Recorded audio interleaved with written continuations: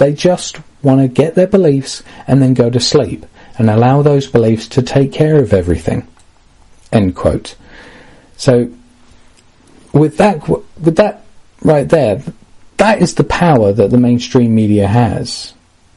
You know, it can mould minds into thinking however desired. You know, the stories it tells weave deep into the fabric of our culture, and it's with this in mind that I would cite some of my own from these movies. So whether they're good or bad, these morals speak to our problems and their solutions. And the first thing that I thought of when starting to do the research for this podcast is, you know, what sort of morality do we find in horror film? Sorry, I just gave it away there with a Freudian slip. I thought of horror films, in particular the slasher films from the around late 70s, early 80s, 90s. One in particular is Friday 13th. Which, you know, in a sense, Friday 13th is, an overextended revenge story. But there are quite a lot of other slasher films that do this same sort of thing. And essentially what it is the killer's motivations isn't in some cases just blind homicidal tendencies. It's actually, you know, there's a codified method that the killer is using, and really it's punishment for sin.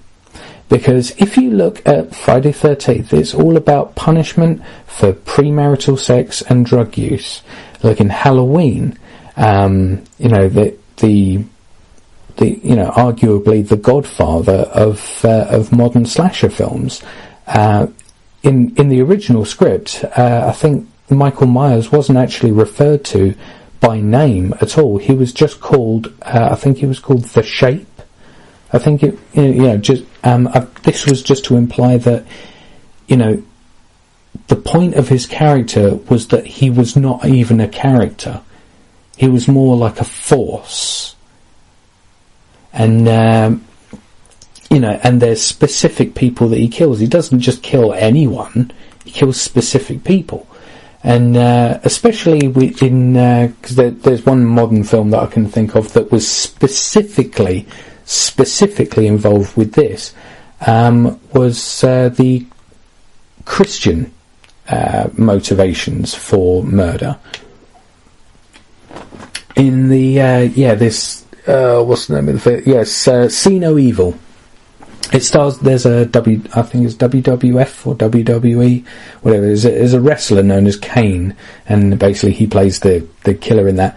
And basically, the whole idea of Christian homicidal tendencies of, you know, punishing sin with death, that is the motivation in that sort of thing. But yeah, there's a lot of Christian derivative values in a lot of horror films. I mean, even in The Exorcist. I mean, if you read the book of The Exorcist, holy moly, that's a bit of a mindfuck.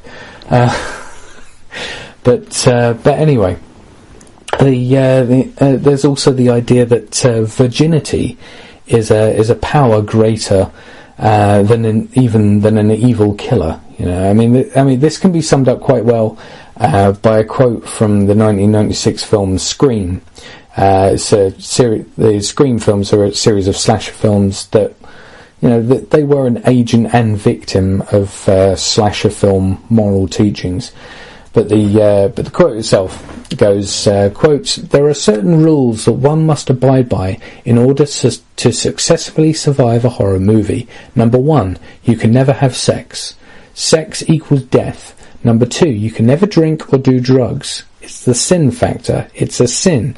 It's an extension of number 1. And number 3, never, ever, under any circumstances, say, 'I'll be right back,' because you won't be back." So, you know, that right there, that emphasises the point that, you know, there's certain I think it's because religious communities are largely the most repressed communities because of the ideological baggage that they put upon themselves. And so the kinds of imagination that someone might develop as a countermeasure to the oppressive life that they live, they could weave like these really intricate and fantastic stories, and some of them can even be tainted by their own religious beliefs, where they earnestly believe that homosexuals are an abomination, right? And but yet they still want to express themselves, and they write something that demonizes gay people. There's so many things that are influenced back and forth, but yeah, if you notice the idea is that also male characters tend to either be victims or killers. Not much else. But anyway, I just thought that was a little bit interesting. The morality of preserving purity, as it were, is something that can save you, because there's the killer that's going to kill you if you're impure. But anyway, on to the next moral teaching is actually from the film. I know a lot of you might groan about this, but I quite like the film because of this and the visual effects. The film After Earth, and it's the idea of a different perspective on fear. There's a particular little monologue that Will Smith's character recites to his son, who is actually Jaden Smith, who is Will Smith's son. So it's too convenient there for the character dynamics. They didn't need to work on it. Well, I suppose maybe they worked on the character or whatever. But anyway, the monologue itself, it goes, quote, "Fear is not real. The only place that fear can exist is in our thoughts of the future. It is a product of our imagination, causing us to fear things that do not at present and may not ever exist. That is near insanity, Kitai. Do not misunderstand me. Danger is very real, but fear is a choice. We are all telling ourselves a story, and that day mine changed." So this, for those of you who are familiar with the work of a man named Eckhart Tolle, you will know that this alludes to the ideas of being in the moment. It's otherwise known as being present, or being in the zone, or in state, or whatever. It's essentially where the different functions of your brain, both the reptilian brain and the mammalian brain, and also the prefrontal cortex, if there's congruence through all those, if the I can't remember the specific term for it, but essentially when all of those parts of the brain are in alignment, when they're working well together and complementing each other, it's like there's a flow state where you're just present to the moment. Fear doesn't matter, because you know that you can deal with it. Some people have called this the notion of being on fire. Not actually being on fire, but when they say, I was on a roll, like that sort of thing. When like, say for example, when sometimes when I get talking, I just like get into it. There's a groove there, and this is partly what they're talking about. But coming back to the aspect of fear, it plays a lot. It works also if you substitute the word fear for anxiety, because either fear or anxiety, I think both words work pretty well. Really, essentially, anxiety and or fear, and for example, disappointment, they're essentially the same emotion, but it's just one is the present tense, one is for the past tense, and one is for the future tense. The anxiety is a negative emotional state about potential events in the future that, as the monologue says, may not even happen, right? And disappointment is the same general feeling, but about things that have already happened, and you feel bad because of it. But yeah, this is actually in part the path to overcoming fear is recognizing that it's just a product of your mind, right? You create it because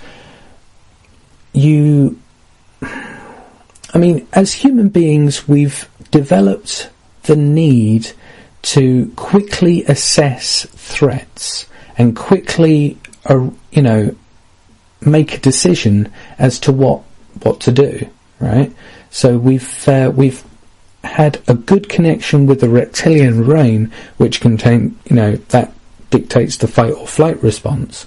But we've grown further beyond that, and instead of but we've kind of gone backwards because we have separated a lot between we've distanced ourselves a lot from being able to have the reptilian brain and the mammalian brain cooperate as much as it used to, back when there were actual legitimate physical threats around us, back in the day. But now the circuitry is still there, and it still fires off, but the threats it was developed to protect us no longer exist. We don't have to fear getting torn to pieces by a mountain lion when you're walking down the road to Tesco, but yeah, we still have that, and we allow fear to be a debilitating emotional experience, when in fact, some of the stuff that I've been absorbing from some self-development audio is that anxiety, when we feel it, it causes us to not act. When we feel anxious, we're less inclined to act, and we're less inclined to even assess the situation properly, because we've got an emotional mindset in there, and it's really weird. Our brain becomes almost like it becomes a genius in terms of just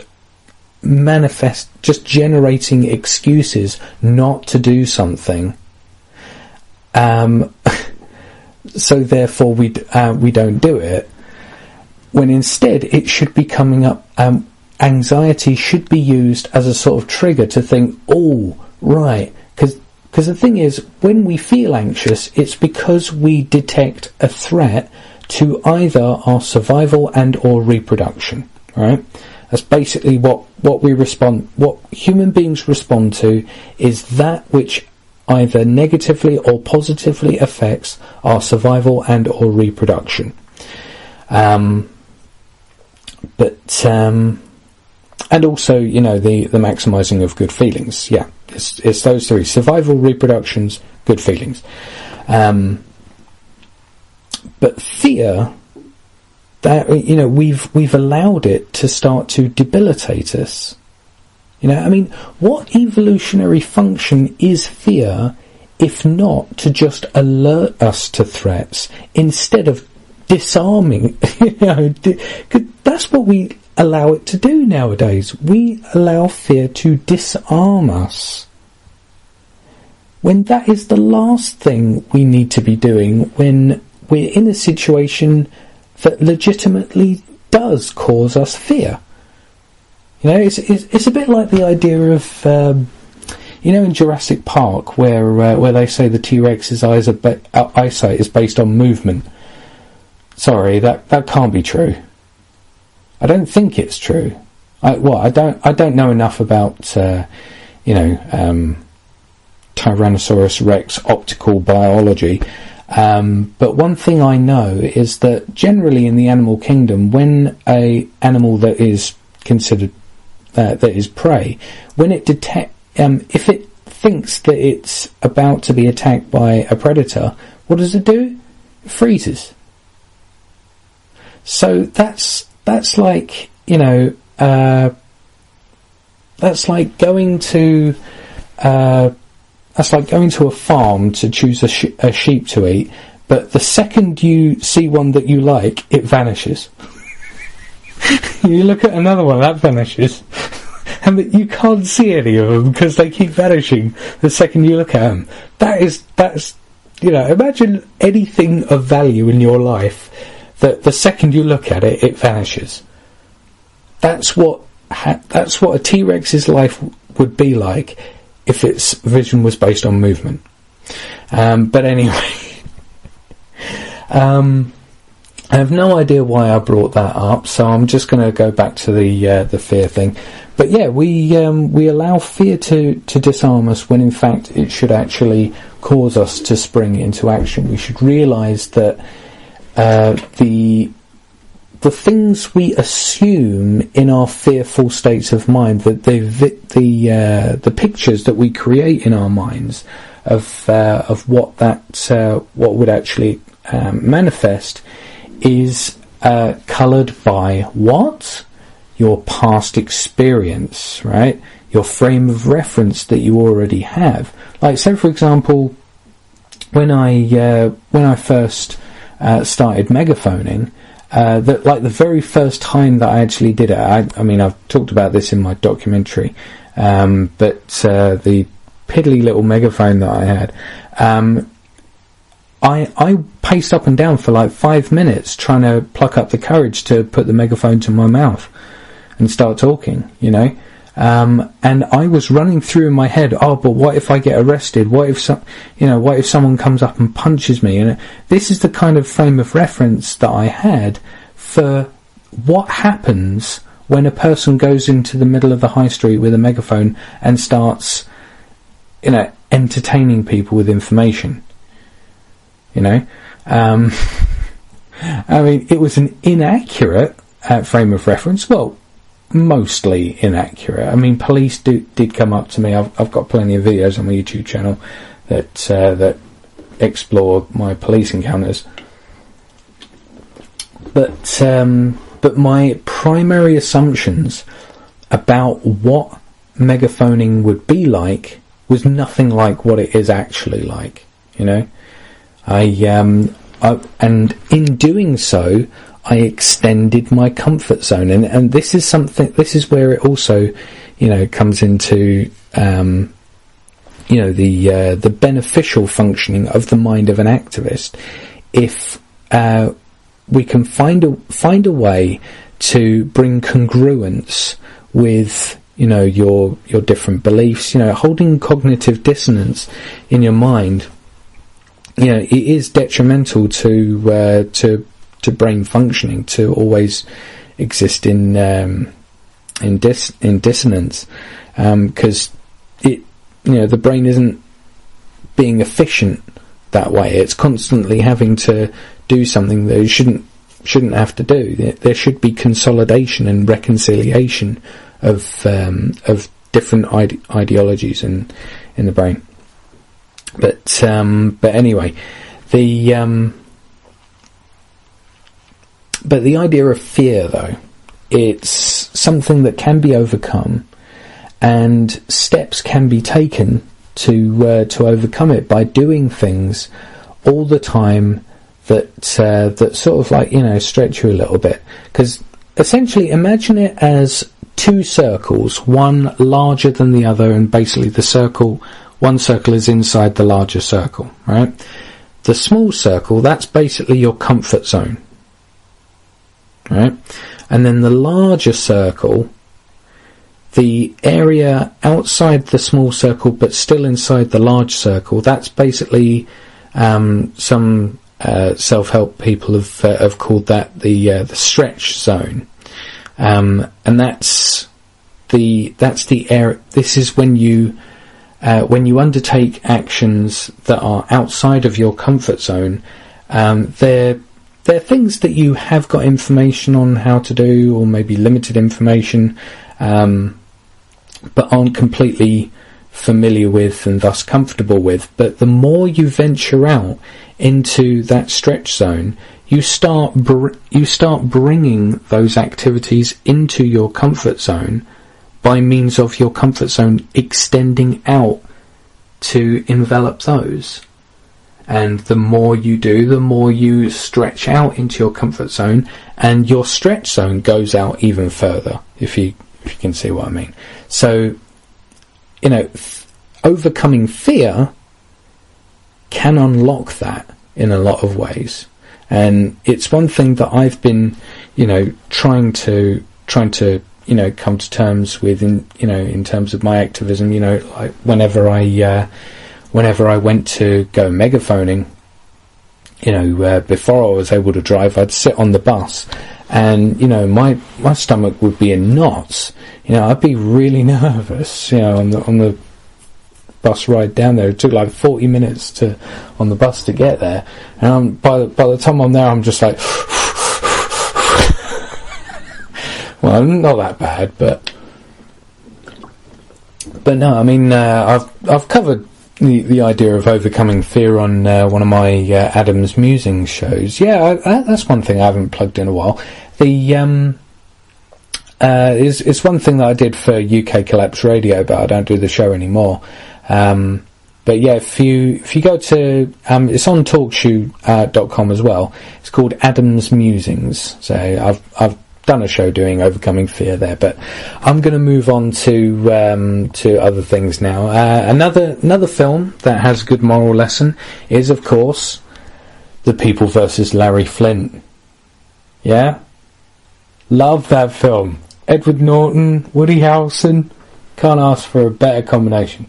But anyway, the idea, it does primarily deal with First Amendment issues. First Amendment, for those of you who are familiar with the American Constitution, that's the freedom of speech. In this country, in the UK, we have Article 10 of the Human Rights Act, which is freedom of expression. It's basically the same thing. But yeah, the idea of the people versus the film of the People versus Larry Flint film is Larry Flint is, as you may know, a famous pornographer who founded Hustler, and that's a very wholesome publication. But no, it's interesting how the film actually does portray Woody Harrelson as Larry Flint, and also the judge in the court scenes that sentences him is actually Larry Flint himself. So he played a judge, sentencing himself. It was weird. But there's a particular speech in this film that really does nail down, I think, the ideological struggle point of this film. Not that the film struggles with it, but it points out a struggle that humanity has, particularly in Christianity, and that that's one thing that I never really I don't understand why Larry Flint did convert to Christianity when, in fact, the Christian dominant, imposed views of virtue, and against obscenity and purity and all that sort of stuff. That lay at the seed of what he was arguing against in terms of his civil rights issues. But yeah, maybe that was some cognitive dissonance there. But the speech in particular is where he goes up in front of a crowd, and there's a screen behind him that flashes in between pornographic images and images of warfare. So basically, when he says this or this, this or this, he's basically going, to those different images. But the quote itself is, quote, "I have a thought for you. Murder is illegal. But you take a picture of somebody committing the act of murder and they'll put you on the cover of Newsweek. You might even win a Pulitzer Prize. And yet, sex is legal. Everyone's doing it, or everyone wants to be doing it. You take a picture of two people in the act of sex, or just take a picture of a woman's naked body and they'll put you in jail. Now I have a message for all you good, moral Christian people who are complaining that breasts and vaginas are obscene. Hey, don't complain to me. Complain to the manufacturer. Okay? And although Jesus taught you not to judge, I know you're going to judge anyway, so judge sanely. Judge with your eyes open. What do you consider obscene? Is this obscene to you? Or perhaps that's obscene to you? Or maybe this is obscene to you? Well, what is more obscene, this or this? This or this? Sorry, flips between the different images. Politicians or demagogues like to say that sexually explicit material corrupts the youth of our country, and yet they lie, cheat, and start unholy wars. Look at them. They call themselves men. They're sheep in a herd. I think the real obscenity comes from raising our youth to believe that sex is bad and ugly and dirty, and yet it is heroic to go spill guts and blood in the most ghastly manner in the name of humanity. With all the taboos attached to sex, it's no wonder we have the problems we have. It's no wonder we're angry and violent and genocidal. But ask yourself the question, what is more obscene, sex or war? And that is a very, very interesting point that, particularly with Christianity, but a lot of other religions as well do sort of like frown upon a celebration of sexuality, even though because that's the thing. It makes no sense to be down on sex.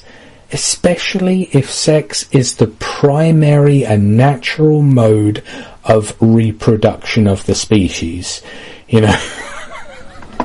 One of the last things you should ever be against, or ever be demonizing of, or ever be, scornful of, or feel is bad or wrong or dirty. The last thing you want to consider in that light is the primary means by which your survival procreates, and survives. But that's Christian religion for you. Christian dogma, sorry, not Christian religion. I didn't get caught up in different semantic terms. But anyway. But yeah, the idea that, because the thing is, the more you suppress a culture, the more it's going to desire that which is made forbidden. When it's like when you tell a kid, don't touch the light socket for the 15th time. What does he do? He touches it. I mean, partly because, mostly we accidentally actually prompt people to do that sort of thing. It's called negative suggestion. Like say there was an episode of I think it was Trick or Treat. It was a Derren Brown show. I'll tell you what, I am a huge fan of Derren Brown's work. If I recommend Derren Brown's work to anyone. There was a series called Trick or Treat where essentially he got